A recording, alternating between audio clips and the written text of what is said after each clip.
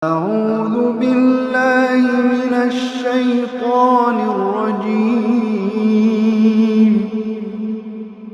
بسم الله الرحمن الرحيم.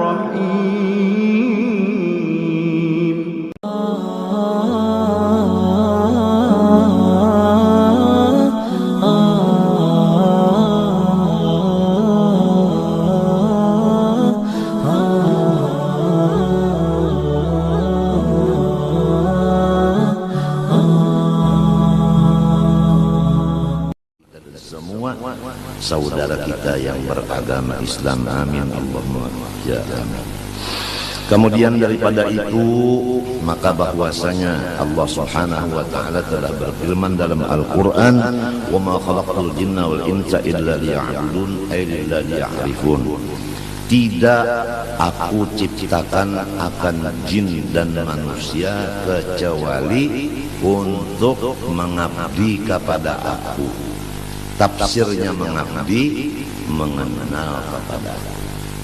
Jadi tujuan kita dihidupkan di sini adalah mengabdi kepada Allah untuk mencapai ma'rifat atau mengenal Allah. Mengenal Allah itu tujuannya untuk takwa kepada Allah. Takwa itu tujuannya untuk mendapat surga di dunia dan di akhirat. Selesai. Kemudian untuk mencapai yang demikian, pertama mengenal diri, yang kedua memperlakukan diri sebagaimana hamba, yaitu beribadah. Hasilnya akan mendapat ma'rifat dan akan mendapat takwa dan akan mendapat surga. Itu adalah jalan hanya satu yang disebut Ahlus Sunnah wal Jamaah, yang disebut jalannya Rasulullah SAW dan pula warganya serta sahabat-sahabatnya dan pengikut beliau.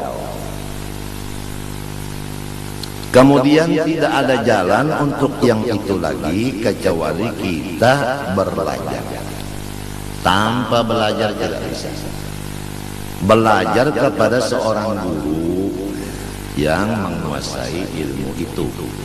Guru ini pula dia menguasai ilmu itu dan dapat izin dari gurunya untuk mengajarkan ilmu itu. Dan gurunya ini dapat izin lagi guru yang di atasnya sampai kepada Rasulullah SAW. Kalau ilmunya, kalau pembicaraannya itu tidak ada hubungan sampai ke Rasulullah, putus di tengah jalan, maka itu disebutkan sesat. Contoh adalah kendaraan mobil. Kalau surat menyuratnya tidak lengkap, maka kita yang ikut di dalam mobil itu ada mempunyai resiko besar. Tatkala ada razia, maka ditahan. Nah, jadi kendaraannya ditahan di polisi, orangnya yang di situ terpaksa pulang ke rumah jalan kaki.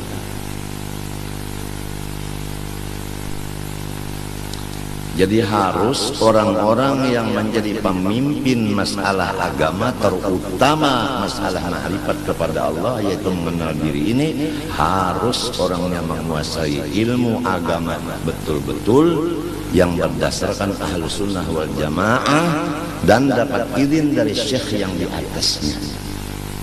Kalau tidak, mohon melimpah daripada mobil itu ke mobil yang dijamin selamat.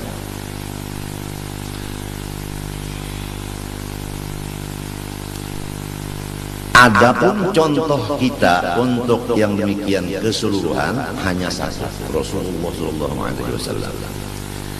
Jadi bagaimana Rasulullah SAW umpamanya sholat, beliau sholat itu mengatakan adalah khusyuk dan beliau melaksanakan khusyuk karena perintah Allah supaya sholatnya khusyuk.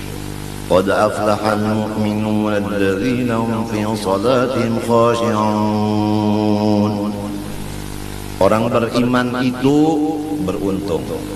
Tandanya nomor satu khusyuk di dalam sholat. Khusyuknya Rasulullah dalam salat, coba kita belajar kepada guru. Guru itu belajar dari gurunya, dari gurunya sampai kepada tabi'in. Tabi'in ini belajar prakteknya dengan sahabat. Sahabat itu mempraktikkan apa yang dipraktikkan Rasulullah. Jadi sholat itu tidak bisa dilajarkan dengan mendengar-dengar begitu aja. Harus belajar praktiknya dengan orang yang sudah selesai belajar praktik dulu, bukan teorinya aja, bukan. Cara Rasulullah mengangkat tangan gimana? Cara Rasulullah meletakkan tangan di mana? Gimana? Cara Rasulullah meletakkan dua kaki waktu berdiri, waktu sujud gimana? Itu cara mata Rasulullah, letaknya kemana tujuannya? Itu cara bacaan Rasulullah gimana? Hati Rasulullah gimana? Itu harus dikuasai. Misal contoh sholat. Nah, sekedar kita mencontoh sholat sebagaimana Rasulullah yang diajarkan beliau, sallu kama ra'aitumuni usolli, kamu sholat lihat sebagaimana saya. Tentu yang dilihat itu yang zahirnya dulu. Kalau yang zahirnya sholatnya udah lain, pakaiannya bukan seperti pakaian Rasulullah waktu sholat, mengangkat tangannya bukan seperti Rasulullah, bacaannya bukan seperti Rasulullah, ruku' i'tidal bukan seperti Rasulullah, bacaannya bukan seperti Rasulullah, udah nggak bisa dia mengenal diri. Otomatis dia tidak bisa mengenal Allah. Otomatis dia tidak bisa mengajar orang lain untuk mengenal diri dan mengenal Allah. Otomatis tidak bisa mencapai takwa kepada Allah. Otomatis hidupnya sengsara. Kalau terjadi orang yang tidak mengikut Rasulullah hidupnya bahagia, maka itu tidak ada lain dari istidraj, lanjuran semata-mata. Itu yang disebut di ayat sanastadrijuhum min haitsu la ya'lamun wa umli lahum inna kaidi matin. Kami berikan apa aja terhadap mereka. Kesehatan diberi, harta diberi, kekuasaan diberi, kemuliaan diberi, dan semuanya diberi. Tapi hawas. Tatkala habis umurnya, dia langsung mendapat jahanam. Dunianya hanya di surga. Tapi kalau orang soleh, Rasulullah contohnya, asyaddun nasi bala'an al-anbiya, thumma al-ulama, thumma al-amthal kal-amthal, atau kama qala sallallahu alaihi wasallam. Ini beda. Orang soleh, terutama Rasulullah, tanda kesolehannya adalah musibah dan bala, penyakit dan pikiran yang berat-berat. Itu saling sehari tambah barat, tambah banyak, tambah macam-macam. Dirinya sakit, mertuanya sakit, istrinya sakit, anaknya sakit, kentongnya juga sakit. Itu tambah hari tambah banyak, tambah hari tambah banyak, tambah hari tambah banyak bebannya itu. Itu tandanya orang soleh. Kalau tandanya orang dilanjur, dia sehat segar bugar, istrinya juga, anaknya juga, keluarga juga, hartanya tambah terus, nggak ada apa, dilanjur. Seperti itu apa, kerbau atau sapi itu diberi makanan, diberi suntikan macam, akhirnya disembelih jadi kurban. Mau begitu? Tentu jawabannya no.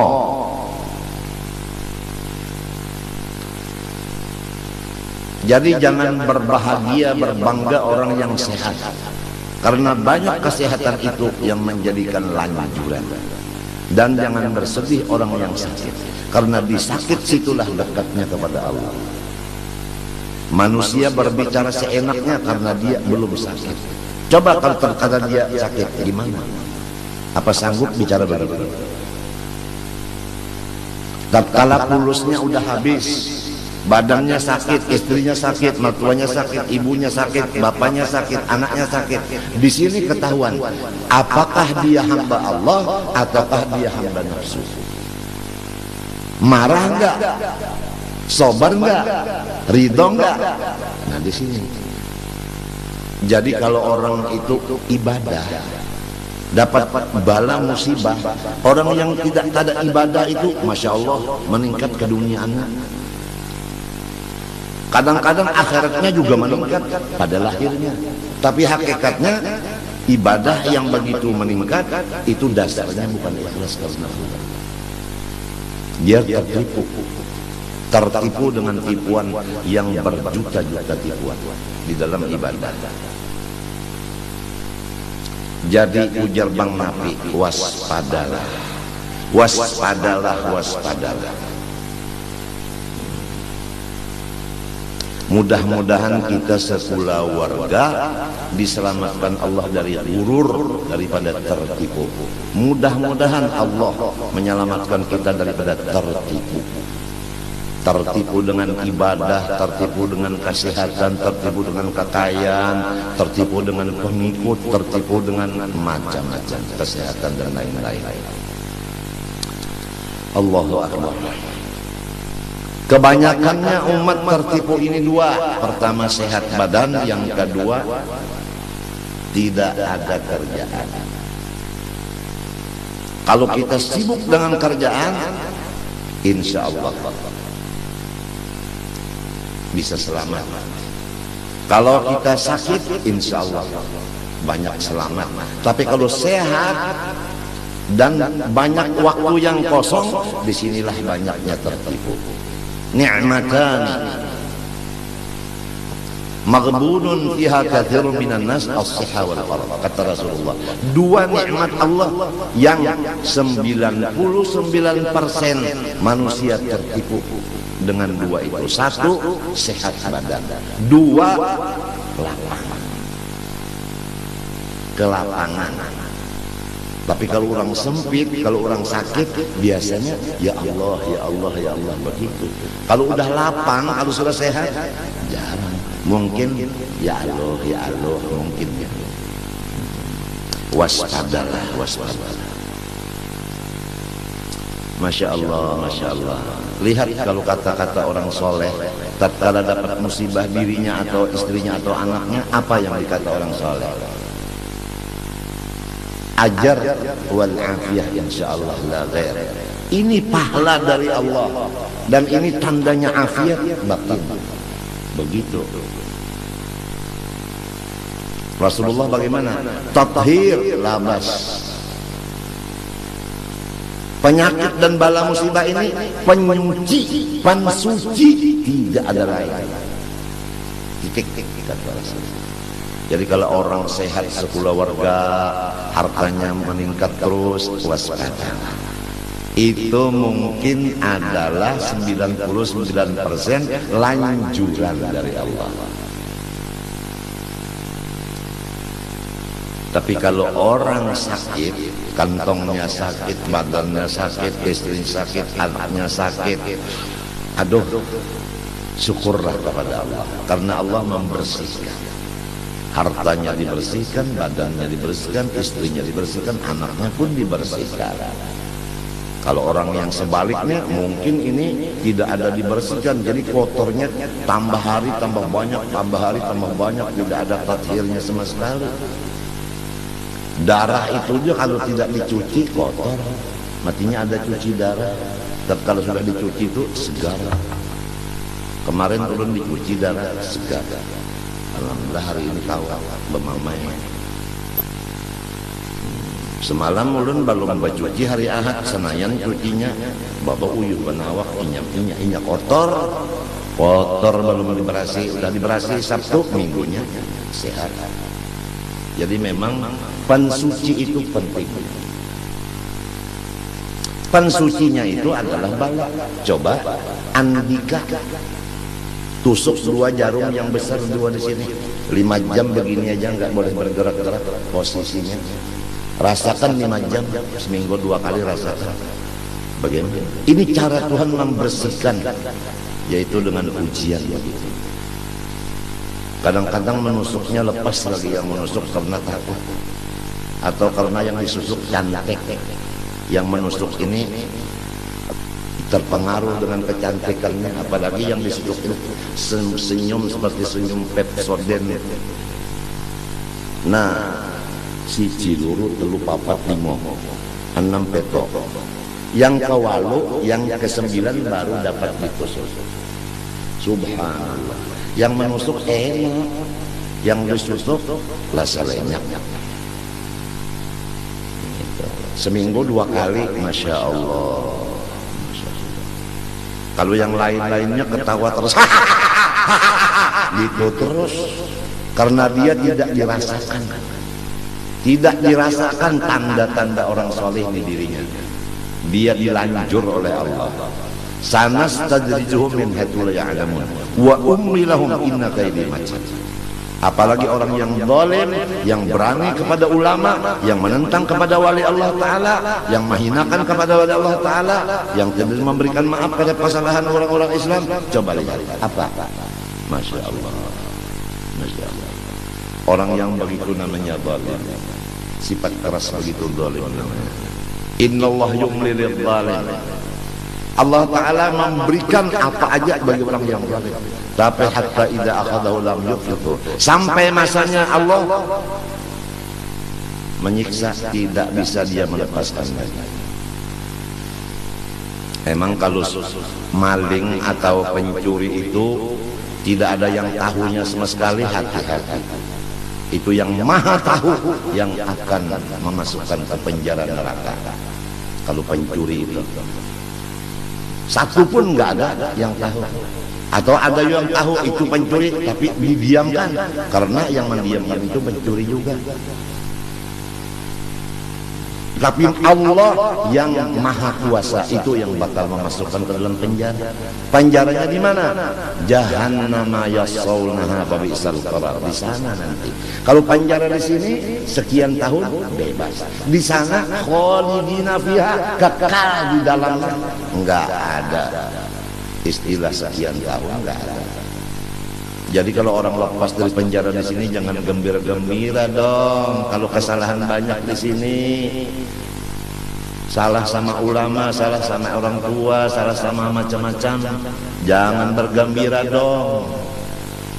Walaupun nggak masuk penjara di sini, di sana yang kekal.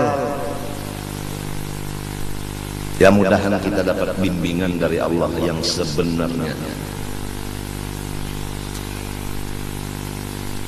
Kemudian ini hari kita membaca sambungan daripada yang dibaca kemarin sebelum hari raya Kurban, yaitu masalah orang yang mengenal dirinya sebenar-benar kenal. Kemudian akhirnya dia kenal kepada Allah, kemudian dia takwa kepada Allah, kemudian dapat surga di dunia. Nah, orang yang mendapat sedikit saja daripada itu ilmu, tidak ada lain kecuali melewat daripada Rasulullah SAW yang diumpamakan seperti Rasulullah itu lautan ilmu itu. Jadi orang yang mengenal dirinya sebenar-benar kenal itu mengambil daripada pengenalan Rasulullah. Tidak bisa orang mengenal diri kecuali mengambil pengenalan itu dari Rasulullah. Rasulullah ini mengambil dari Allah. Sesudah ada di tangan Rasulullah, Rasulullah yang membagi-bagi ke sini, ke sini, ke sini. Maka orang masing-masing dapat pengenalan itu. Nah, kenapa orang yang udah kenal bahwa Rasulullah ini tukang bagi, kenapa dia menganggap bahwa pengenalan ini dari Allah langsung, tidak melewat Rasulullah? Buktinya tidak membicarakan masalah Rasulullahnya, yang dibicarakan Allahnya, Rasulullahnya tidak terdengar. Masya Allah. Mana bisa kita dapat ayah tanpa kakek duluan? Paham? Hah? Kenapa kita mengingatkan kakek, ayah ditinggalkan, sedangkan kita mengambil dari ayah bukan langsung dari kakek? Itu hanya contoh. Jadi memang dari Allah, cuman lewatnya lewat Rasulullah. Betul nggak? Betul nggak?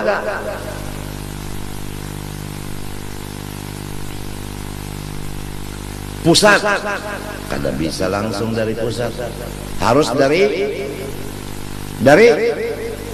mulut, bukan dari daerah. Itu pemerintah punya urusan. Pusat itu mendapat hasil dari mulut.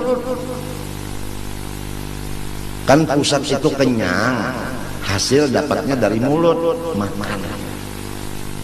Mulut ini hasil dari mana? Dari kaki, tahu? Kaki itu di bawah. Dari yang di bawah mulutnya dapat, mulut mengirim ke pusat. Jadi pusat harus ingat dengan si kaki ini yang di bawah ini. Jadi kita kalau udah alim jangan lupa dari guru yang asal melajari A, B, U, A, E, U. Itu jangan lupa sama guru yang awal itu tadi. Ini udah mengaji alim lupa sama gurunya yang melajari A, I, U. A fathah A kasrah I, A dhamma U, A, I, U. Bapak haba, bapak habi, babi haram.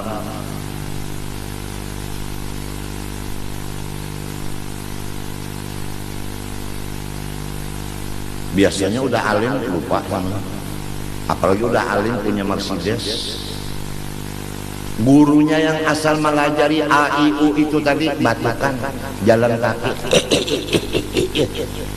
Yang muridnya yang melajarnya udah pangkatnya tinggi, udah hartanya banyak, udah mobilnya. Aduh, nggak ada assalamualaikumnya, nggak ada. Paling-paling kalau assalamualaikum karena gurunya udah tengkong tangannya begitu karena stroke, assalamualaikum. Jadi kata gurunya waalaikumsalam wa qurabbi wa hajal burud. Sekian. Akhirnya apa muridnya? Ada yang picak satu, ada yang beburut, ada yang berkurap. Karena kawalat sama gurunya. Orang yang ketulahan sama gurunya itu macam-macam. Ketulahan itu kawalat itu macam-macam caranya. Ada yang hartanya habis, ada yang rumah tangganya berantakan, ada yang parutnya macam-macam. Ada yang pangkatnya amblas, ada yang hutangnya meningkat, pakai bunga lagi.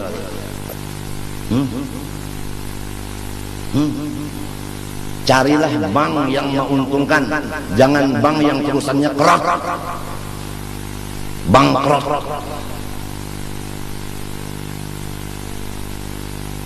Ini mungkin di sini ada nih tamu datang nih. Kira-kira direktur bank kira-kira. Kenapa ya? Kebetulan Bapak di rumah saya, jadi saya yang berkuasa.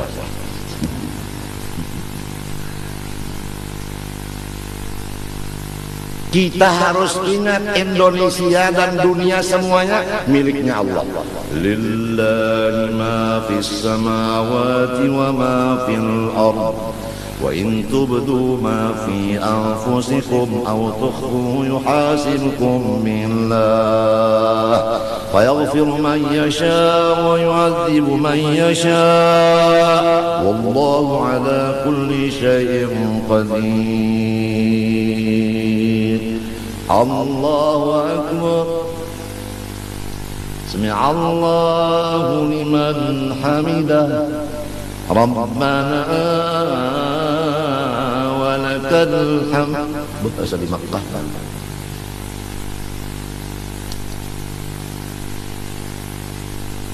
Apa kata Allah? Lillah ma fis samawati wa fil ardi milkan wa mulkan wa khalqan wa 'abdan. Tafsirnya begitu. Yang menjadikan, menciptakan, kemudian yang mengatur, kemudian yang menjadikan hamba, yang memiliki hanya Allah, dunia dan isinya. Jadi Indonesia ini bukan milik perseorangan, miliknya Allah. Bukan milik perseorangan, maksudnya manusia. Jadi kalau rumah ini milik saya punya program di rumah. Istri saya kerjaannya ini, anak saya ini, khodam saya ini, kemudian lagi yang lain-lainnya ini. Apabila satu di antaranya tidak merasakan hukum yang sudah saya programkan di rumah ini, maka saya marah. Nah, marahnya saya ini menyebabkan rumah tangga ini kacau. Jadi kacaunya negara karena Allah yang marah, marahnya Allah karena hukumnya dilanggar. Kalau ingin Indonesia dan lain-lainnya ini aman, kembalilah kepada hukum Allah. Selesai masalahnya. Cuma kenapa hukum Allah tidak diingini oleh masyarakat sekarang? Bahkan dianggap hukum Allah ini teror dan sebagainya. Kenapa? Sedangkan yang punya ini Allah. Jangankan dunia, diri kita aja miliknya Allah. Mau diapain sama Allah? Kapan sadarnya kita? Kita ini hamba Allah. Bukannya kita memiliki sesuatu. Kita dimiliki oleh Allah. Bukan kita punya milik. Kita dimiliki oleh Allah. Sadarlah, sadarlah, sadarlah. Tunduklah kepada hukum Allah. Ini hukum Allah dibilang keras. Sampai tata tangan bagi orang-orang yang mencuri itu katanya itu keras, nggak usah dilaksanakan. Kalau sudah Allah yang punya dunia melaksanakan begitu hukum, udah. Kenapa jadi nggak mau melaksanakan? Nah, gara-gara inilah jadi kita ini sengsara hidup. Jadi perseorangan aja udah. Yang penting rumah tangga kita sesuai hukum Allah selesai. Enggak usah orang yang di sebelah rumah, enggak usah udah. Anfusuhum wa ahlikum nara. Udah istri kita, anak kita selesai. Kalau juga istri enggak ngikutin, anak ngikutin, udah kita sendiri aja. Rasulullah itu pamannya yang enggak ngikuti. Nabi Nuh itu anaknya dengan istrinya yang enggak ngikuti. Coba. Siti Asia suaminya. Jadi udah contoh banyak. Jadi kalau orang soleh, istrinya tidak ngikut, anaknya tidak ngikut, jangan pusing-pusing. Nabi-nabi dulu aja banyak yang terjadi begitu, istrinya yang memberi malu, yang tidak ngikuti, anaknya juga begitu, apalagi kalau kayak lain. Biasa udah. Ya kita dikubur, nggak ada satu kubur dua orang, nggak ada, betul nggak? Satu kubur satu orang, satu kubur satu orang, nggak ada, jadi masing-masing. Oleh sebab itu kalau kita sakit, jiran nggak nengok, biarin. Sebab jiran itu kalau kita mati sendiri, dia sendiri, kita sendiri juga. Udah masing-masing aja udah. Selesai. Apa ini ngurusi orang? Istri nggak ngikut, udah selesai. Anak nggak ikut, biarin. Cuman kita berikan nasihat dulu. Kalau kita nggak beri nasihat, salah. Udah kita memberikan nasihat untuk diri kita dan mereka itu puluhan tahun udah. Paham nggak? Puluhan tahun udah. Mulai kita sakit sampai tambah sakit, sampai jingkar. Terus ya, nggak ada gaji 1 sen pun dari masyarakat. Lillahi subhanahu wa ta'ala Rabbi azza wa jalla.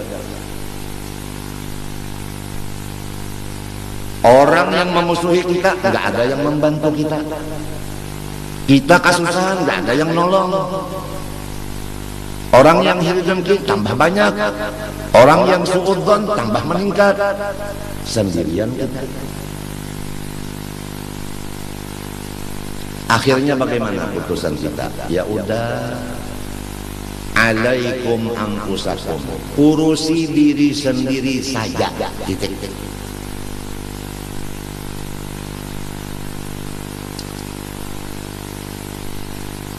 Jadi jangan lupa bapak-bapak semua yang akan menyampaikan kepada ibu-ibu dan anak-anaknya, karena bapak-bapak yang akan ditanya mengurusi istri dan anaknya.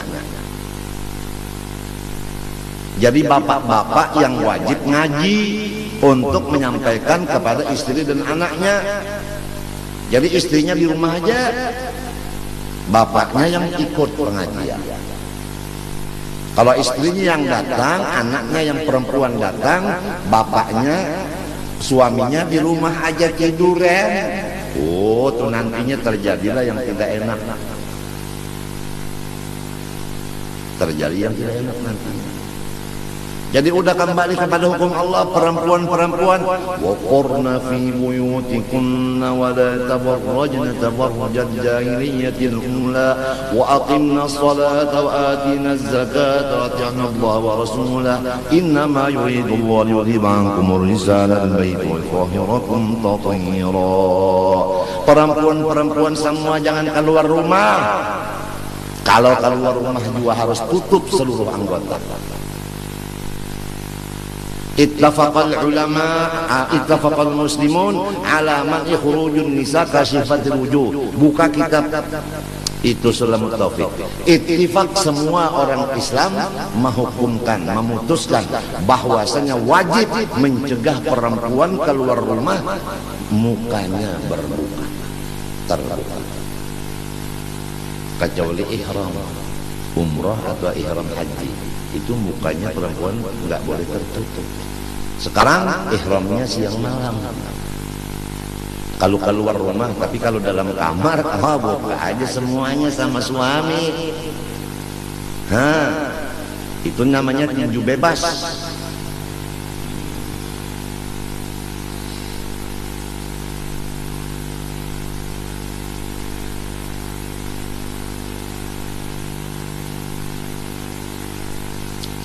Ya mudah-mudahan Allah Ta'ala memberikan kesadaran di hati kita, mengaku bahwa diri kita banyak salah, banyak melanggar hukum Allah, baik diri sendiri maupun istri dan anak kita.